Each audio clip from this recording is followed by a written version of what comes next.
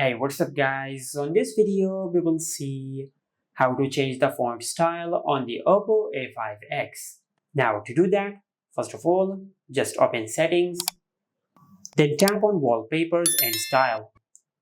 From here, tap on font, then select more. Tap on agree and continue. Now from here, just select the font style which you like. For an example, I will select this font style. Now just tap on apply. Now just select sign in with Google and tap on allow. From here just select your Google account, then tap on next. Now just drag this circle into the dot over here.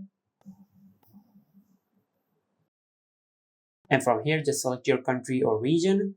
After you select your country or region, then tap on birthday.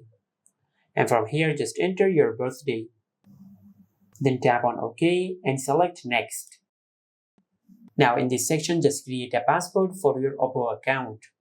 Now once you enter your password, now in this section just enter your password one more time to confirm your password. After you confirm your password, then tap on save.